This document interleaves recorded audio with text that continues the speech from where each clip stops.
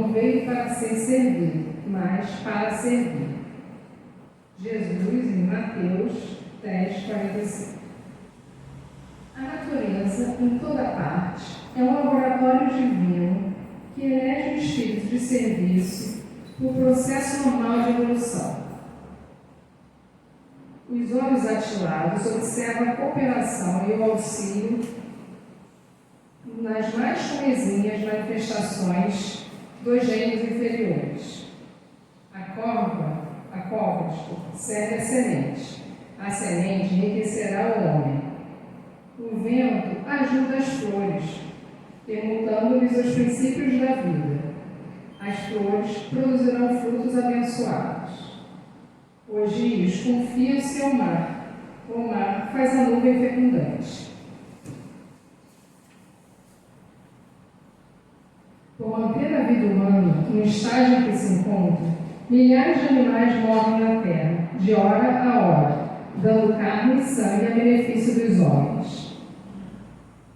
Infere-se de semelhante luta que o serviço é o preço da caminhada libertadora ou santificante. A pessoa que se habitua a ser invariavelmente servida em todas as situações não sabe agir sozinha em situação alguma. A criatura que serve pelo prazer de ser útil progride sempre e encontra mil recursos de si mesmo na solução de todos os problemas. A primeira cristaliza-se, a segunda desenvolve-se. Quem reclama excessivamente dos outros por não estimar a movimentação própria na satisfação das necessidades comuns, acaba por escravizar-se aos servidores, estragando o dia quando não encontra alguém que lhe põe à mesa. Quem aprende a servir, contudo, sabe reduzir todo o embaraço da senda, descobrindo trilhos novos. Aprendiz do Evangelho, que não improvisa a alegria de auxiliar os semelhantes, permanece muito longe do verdadeiro discipulado, porquanto, companheiro fiel da Boa Nova, está informado de que Jesus veio para servir e desvela-se a benefício de todos até ao fim da luta. Se há mais alegria em dar que em receber, há mais felicidade em servir que em ser servido. Quem serve, prossegue. Vamos então à nossa prece. Deus nosso Pai, Jesus, eterno e amado amigo, aqui estamos, Senhor, iniciando esta manhã de sábado de forma virtual, agradecendo a esta oportunidade bendita que o Senhor nos deu, e hoje pedindo pelo nosso palestrante que fará uso da palavra. Graças a Deus.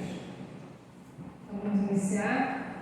Hoje será Kleber Cruz que fará a palestra.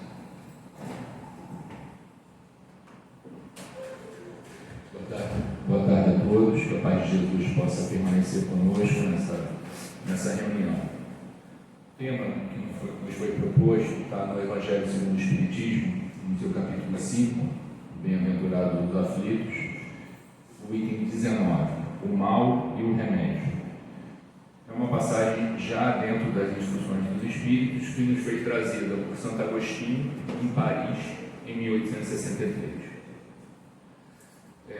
É uma alegria estar de volta à casa de Marieta, diante de tudo o que vem acontecendo, da pandemia. Eu estive aqui no dia 4 de janeiro desse ano, foi a última vez que eu tive a oportunidade de estar aqui trabalhando e podendo auxiliar na divulgação da doutrina.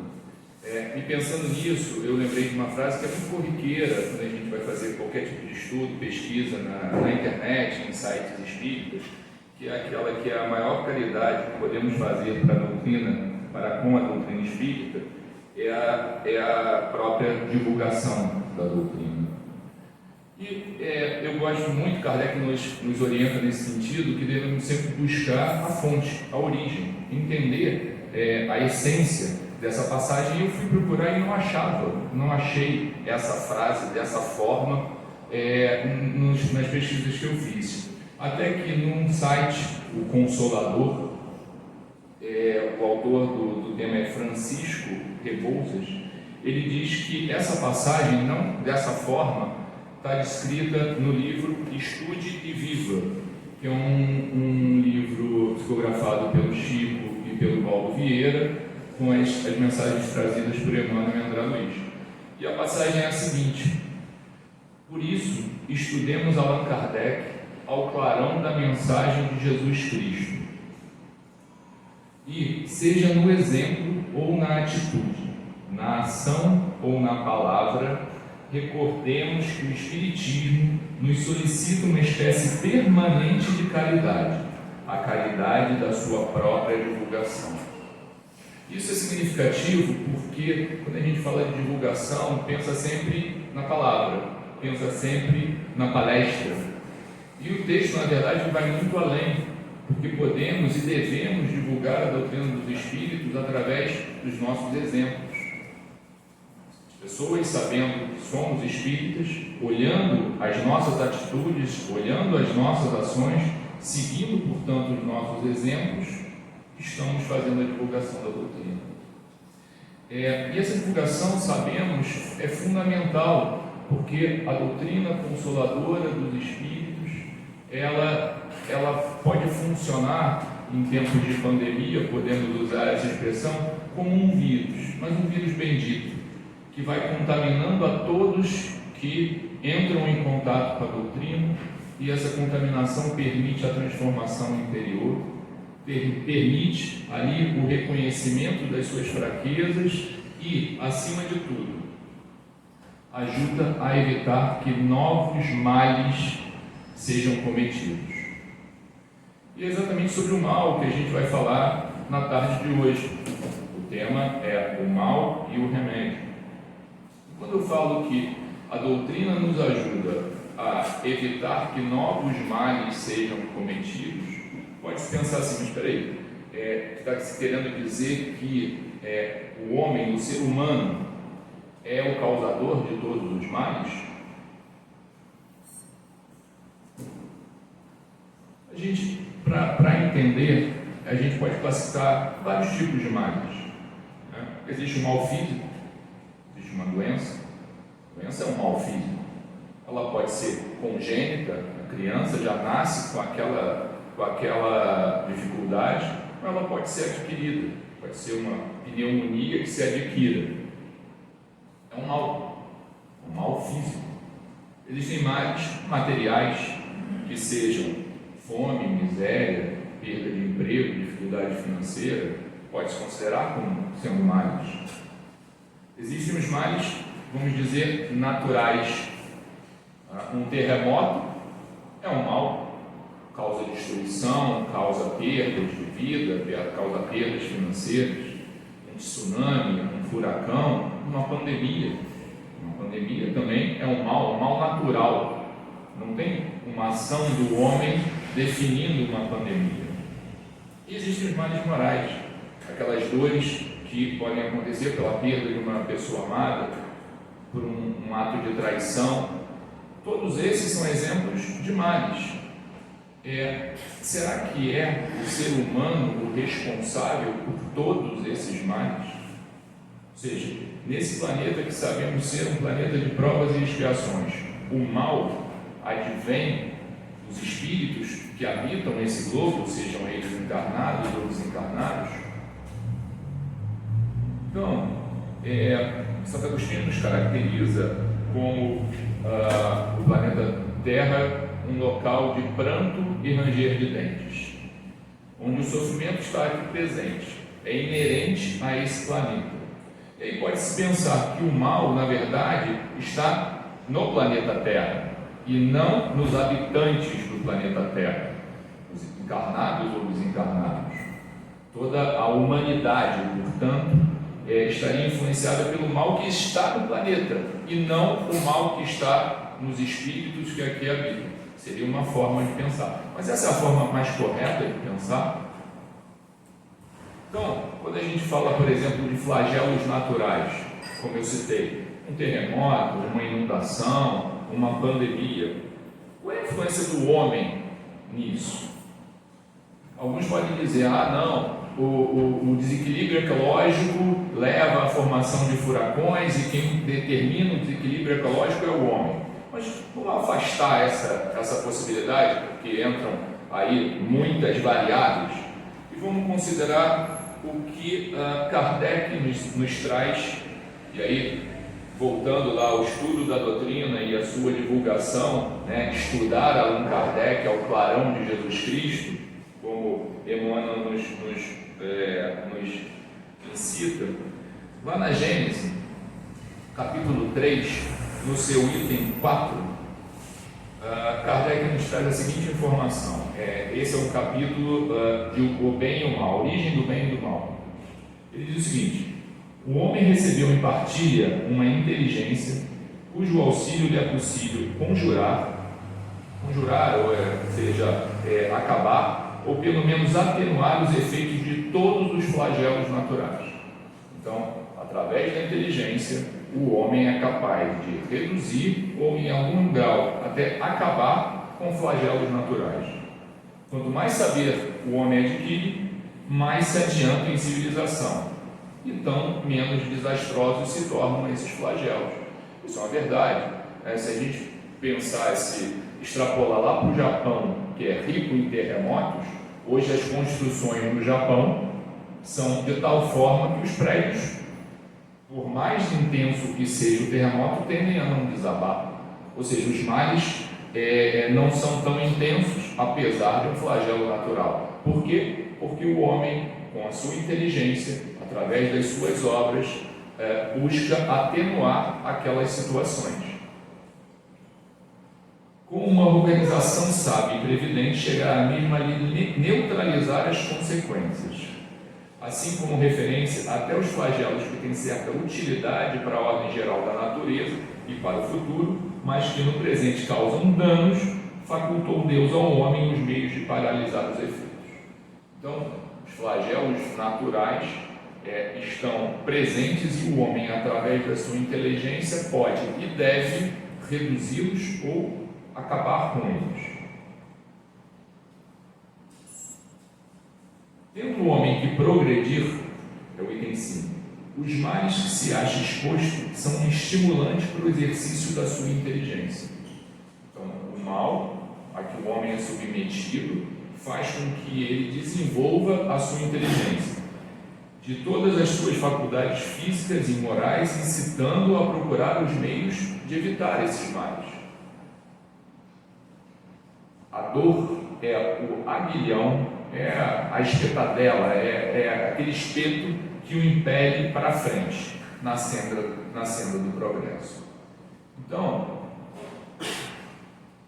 Kardec nos aponta aqui flagelos naturais e que eles permitem o desenvolvimento das faculdades humanas, permitem o desenvolvimento da ciência, permitem que, através da inteligência, o homem possa progredir e se proteger desses flagelos.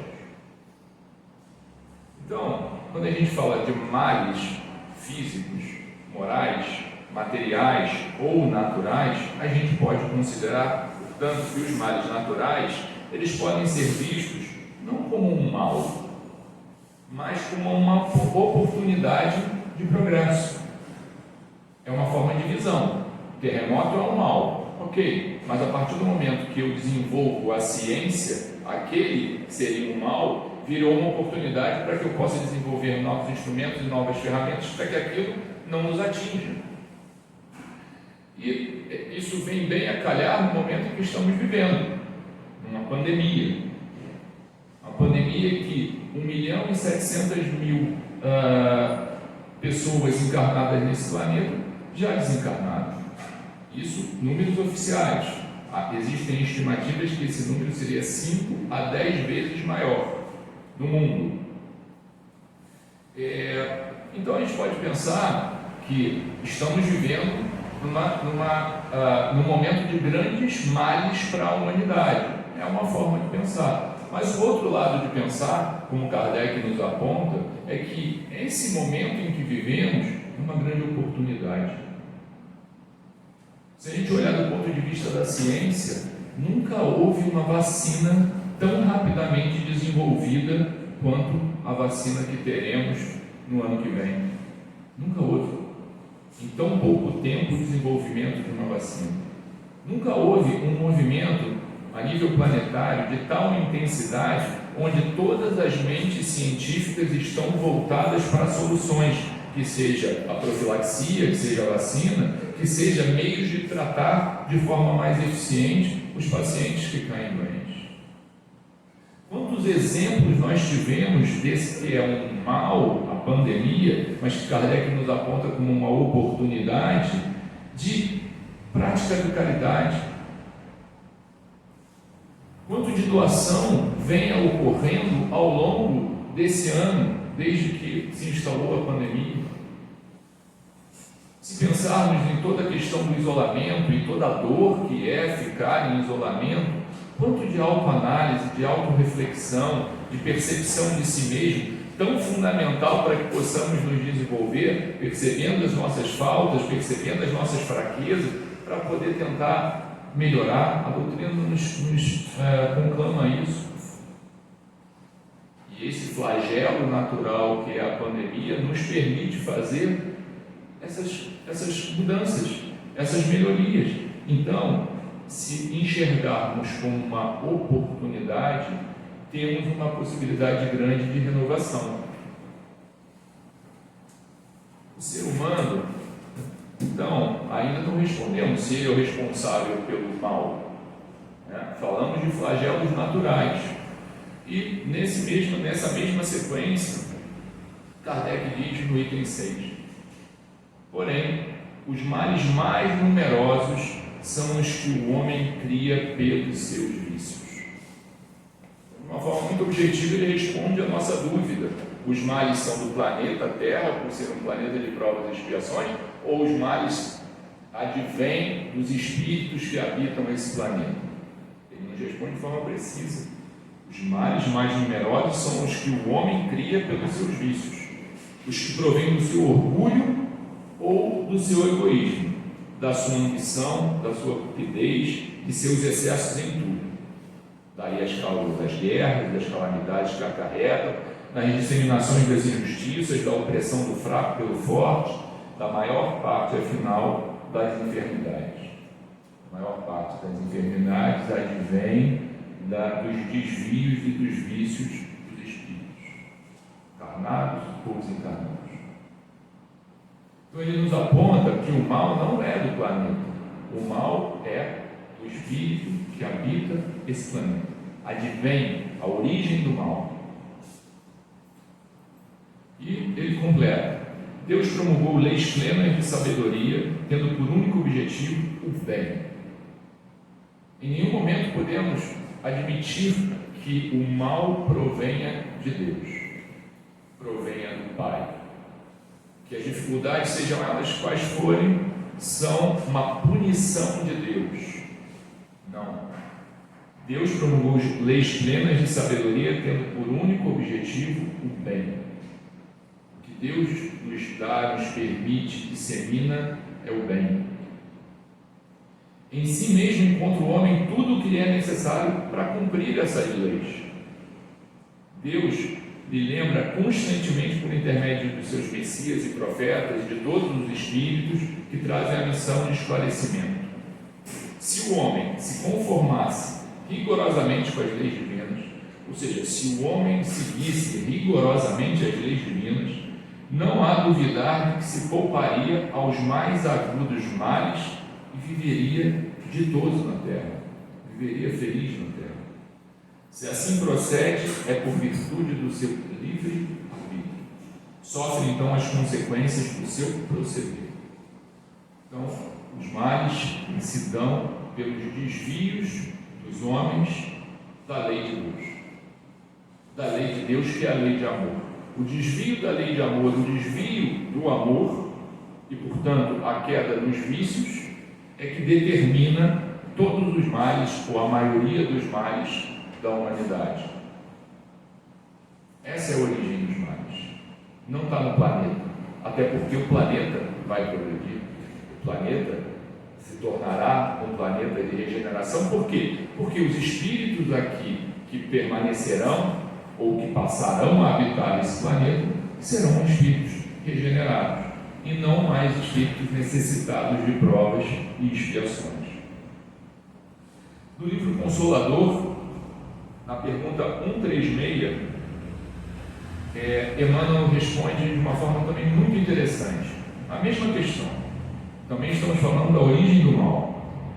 Se o determinismo divino é do bem, ou seja, se as leis de Deus apontam para o bem, quem criou o mal? E a resposta de Emmanuel: o determinismo divino se constitui de uma só lei, que é a lei do amor, para a comunidade universal. Então, a lei do amor é própria para todos, poderia pertencer a todos, mas isso não ocorre pelos desvios do homem. Então, que desvios são esses?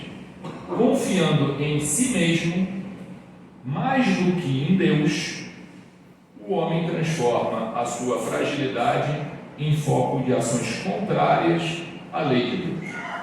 Então, pelas fraquezas, pelas fragilidades do homem, se afastando de Deus, confiando exclusivamente em si mesmo, ele se desvia da lei.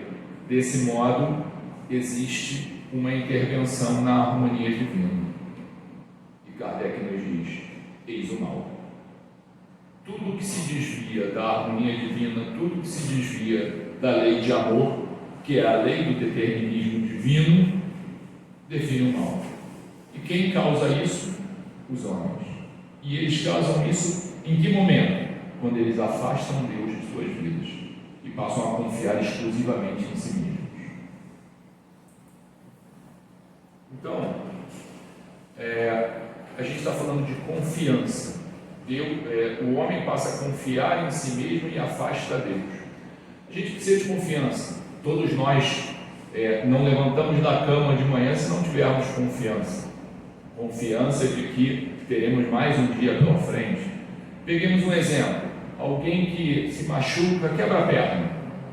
Ele vai ter uma certa dificuldade, um certo medo, não vai ter plena confiança de se apoiar por si mesmo. Vai precisar de uma muleta, vai precisar de um apoio. Ele não tem plena confiança. Só para andar você tem que ter plena confiança. Para entrar no avião tem que ter plena confiança.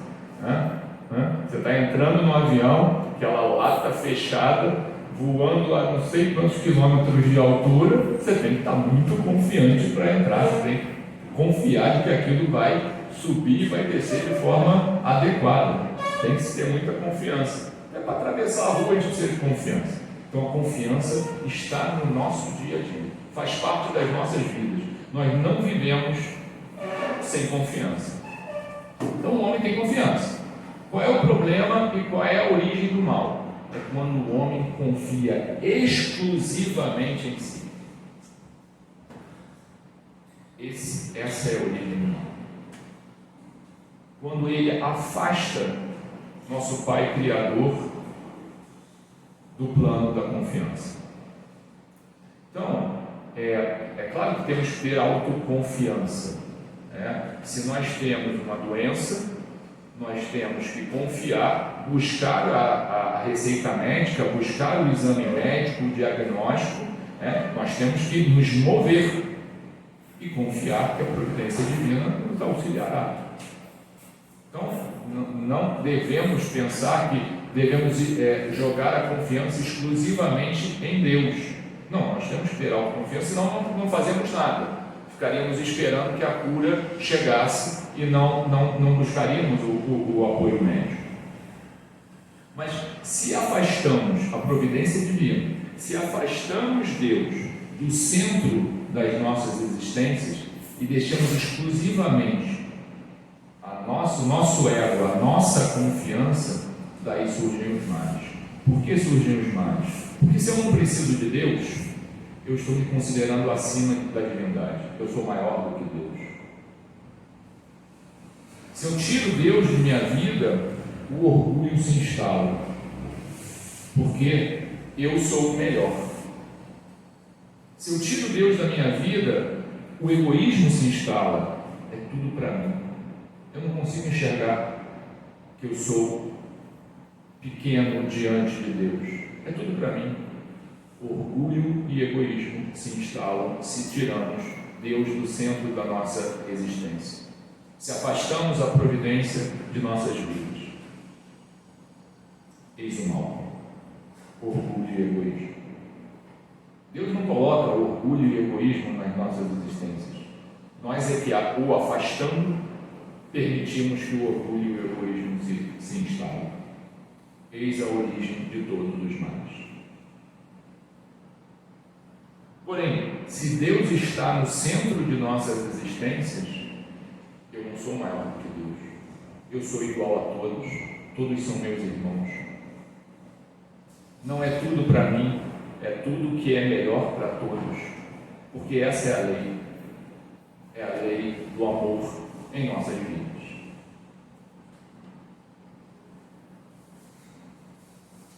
Então, dores físicas, materiais, dores morais, são todas frutos da invigilância humana. Mas pode-se pensar, ok, até aí o egoísmo, o orgulho são responsáveis pelos males. E uma criança que nasce com uma doença, uma criança com uma doença congênita, uma criança com uma deformidade cerebral logo ao nascer,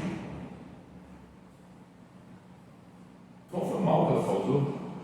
A doutrina, a bendita doutrina dos Espíritos, nos amplia os horizontes, não permite que foquemos apenas nessa existência. Ampliando os horizontes, nós somos espíritos milenares com inúmeras experiências na carne.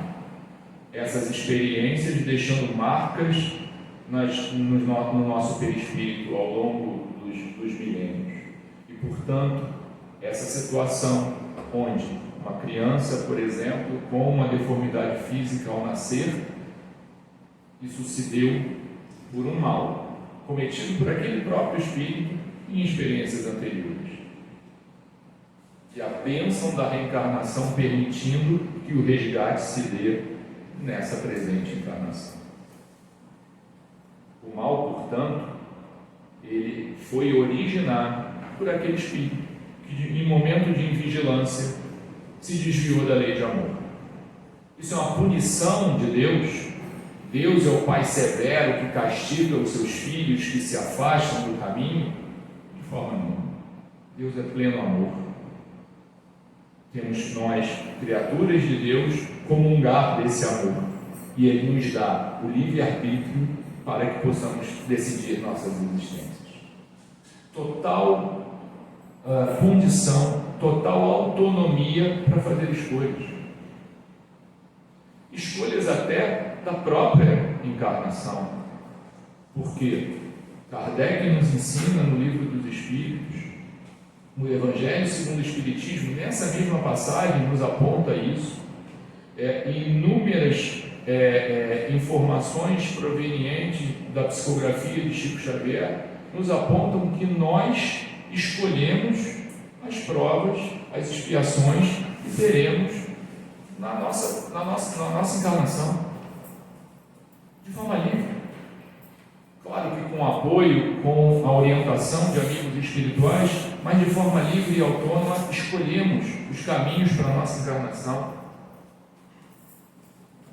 Na passagem que nos cabe discutir, que estamos discutindo, Santo Agostinho nos diz: como desencarnados, quando planáveis no espaço, escolhestes as vossas provas, por vos julgardes bastante fortes para as suportar. Não existe o acaso. Tudo que estamos vivendo, os males que estamos vivendo, são frutos das nossas invigilâncias no presente ou fruto de invigilâncias que tivemos no passado e que optamos para que nessa encarnação pudéssemos resgatar. E ele pergunta: por que murmurar agora? Vós que pedistes a riqueza e a glória, queríeis sustentar a luta contra a tentação e vencê-la. Vós que pedistes para lutar de corpo e espírito contra o mal moral e físico, já sabíeis quanto mais forte fosse a prova, tanto mais gloriosa seria a vitória. Ou seja, nós escolhemos o caminho e, de forma absolutamente autônoma, seguimos aquilo que escolhemos ou fraquejamos e desviamos mais uma vez daquilo que foi planejado. É muito interessante, e só para completar o pensamento de Kardec, fundamental, a pergunta 258, escolha das provas. Kardec também, de uma forma muito objetiva, pergunta aos espíritos e eles também, de forma objetiva, nos respondem. Pergunta 258, escolha das provas, Livro dos Espíritos. Quando na erraticidade, antes de começar a nova existência corporal, tem o espírito consciência e previsão do que lhe sucederá no curso da vida terrena? Então, o espírito tem consciência e consegue prever o que vai acontecer na encarnação próxima? Os espíritos respondem em uma frase: ele próprio escolhe o gênero de provas por que há de passar, e nisso consiste o seu livre-arbítrio. Não há prova que estejamos passando nessa existência que não tenha sido escolhida por nós, exceto as provas que, por desvios nessa encarnação, estejamos acrescentando na nossa bagagem, porque de resto tudo foi escolhido, tudo foi planejado, não há acaso.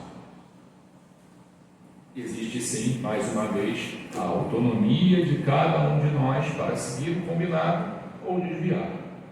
O livro Missionários da Luz, psicografia do nosso Chico Xavier, trazido por André Luiz, no seu capítulo 12, existe um capítulo inteiro para quem se quiser se dedicar exatamente à preparação da existência. Lá no Ministério do Esclarecimento, no setor de planejamento da reencarnação, inúmeros exemplos que André, acompanhado por Alexandre, seu instrutor, pode escolher.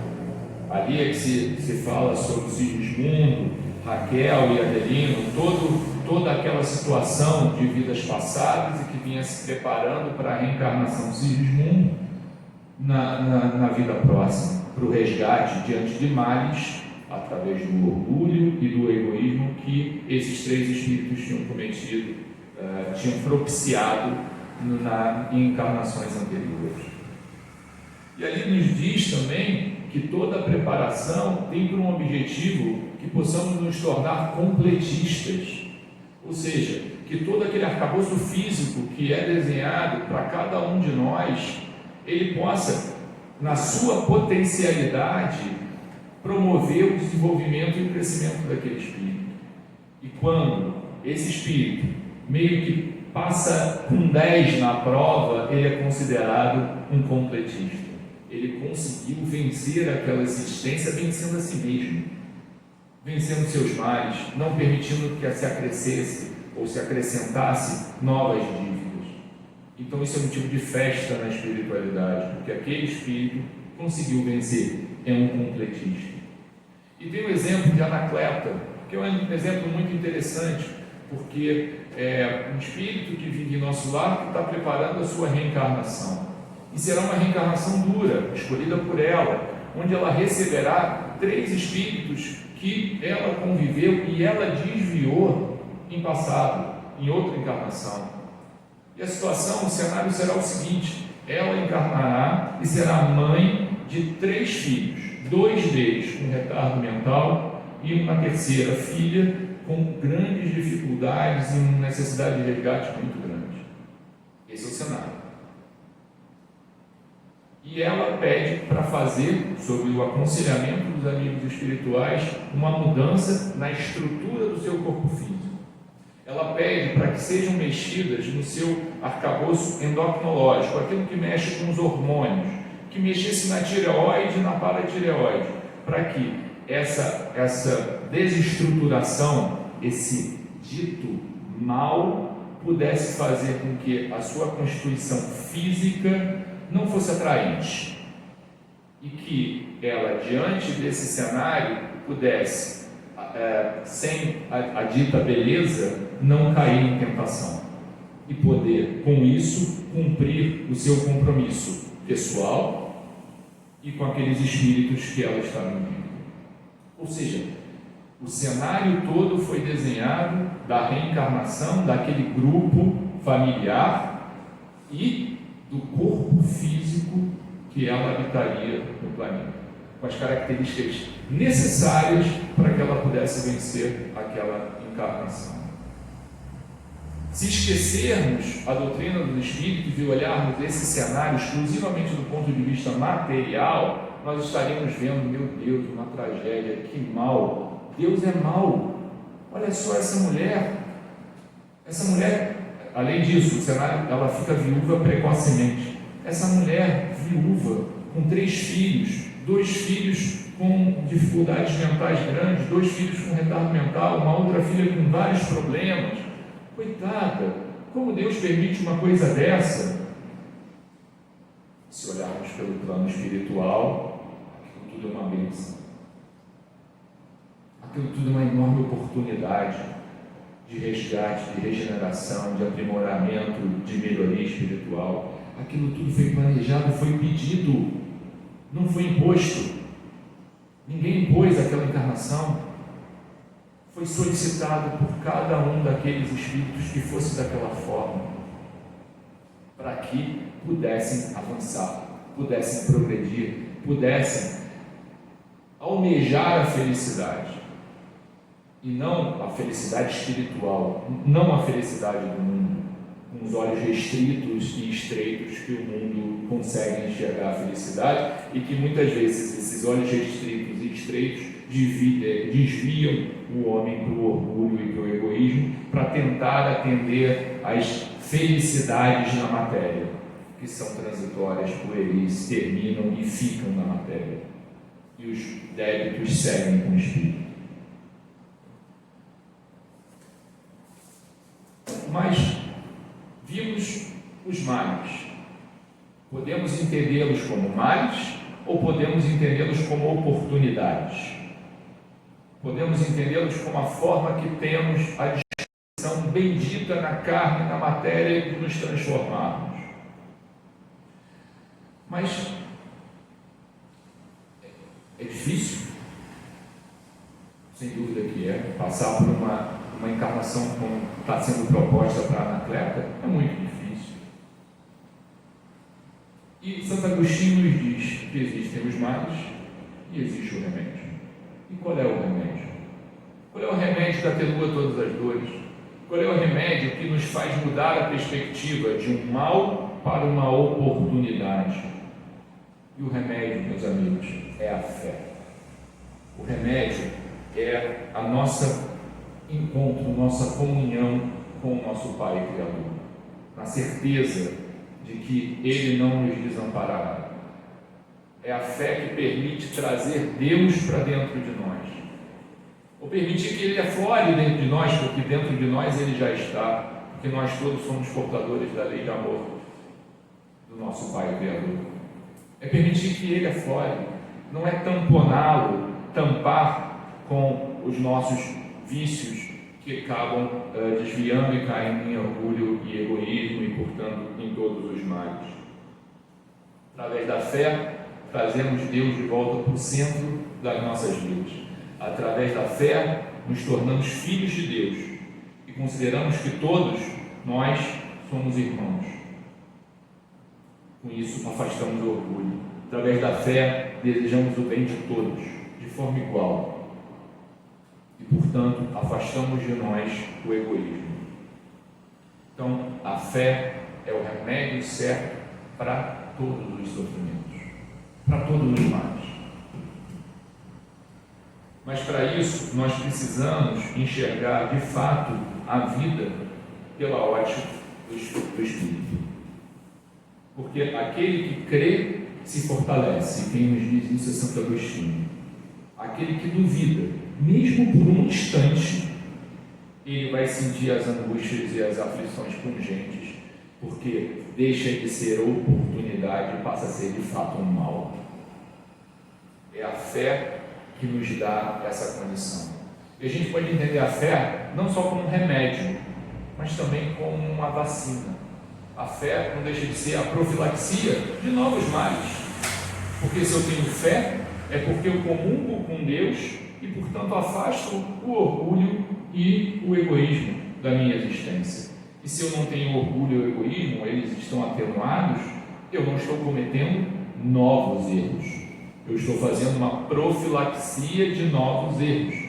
Então, a fé é um instrumento que serve tanto para que haja o tratamento dos males, como a profilaxia dos males.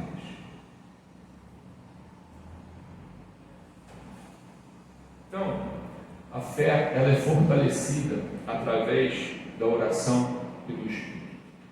São instrumentos fundamentais e que devemos adotar no nosso dia a dia como fortalecimento da nossa fé.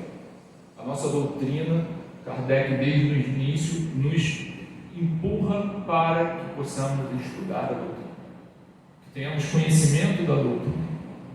E se comungar do conhecimento com a oração de forma regular, presente, perene nas nossas existências, nós estaremos consolidando a nossa fé. E esse, como dissemos, é remédio e é vacina. Então, vamos lembrar lá do início da nossa conversa, quando a gente estava falando da divulgação da doutrina, que se pensa na divulgação da doutrina através da palavra, através da palestra. Mas a maior divulgação da doutrina, voltando, é nossas ações, nossas atitudes, nossos exemplos. Então, que possamos lembrar da passagem que está no Evangelho segundo o Espiritismo, que a fé é a mãe da esperança e da caridade. Porque é através da oração e do estudo nós fortalecemos a fé, mas só a caridade, que é a fé ativa, vai consolidar a nossa comunhão com o Pai. É como se aí se desse, de fato, a verdadeira entrega aos desígnios do Pai. É através da prática da caridade, é através dos exemplos, das ações, das atitudes, que um verdadeiro espírita deve adotar.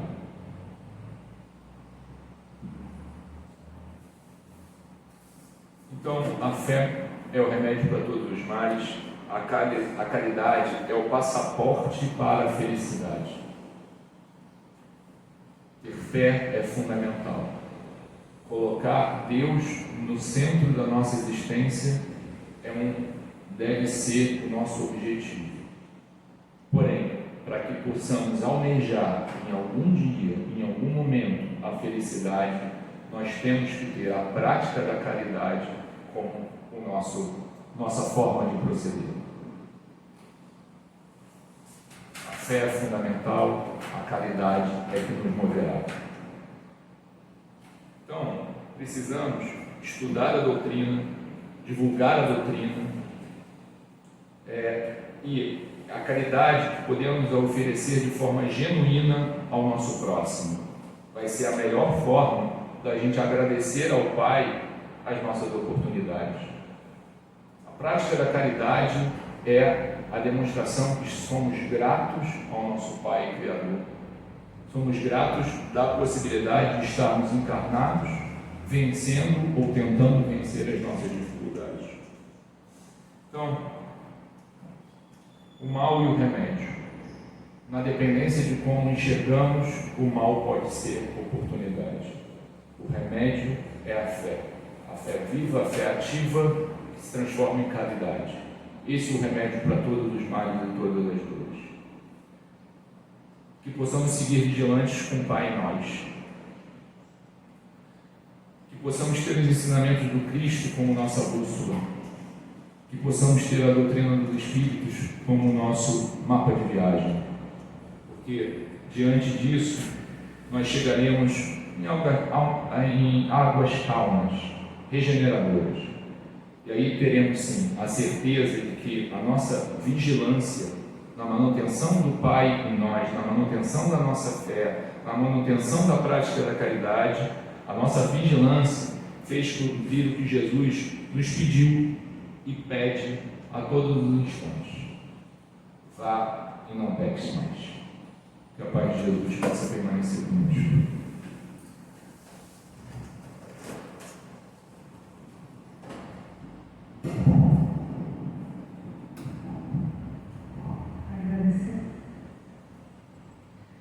Agradecemos então ao nosso palestrante, agradecemos a presença desses amigos espirituais que com certeza estão aqui a nos auxiliar.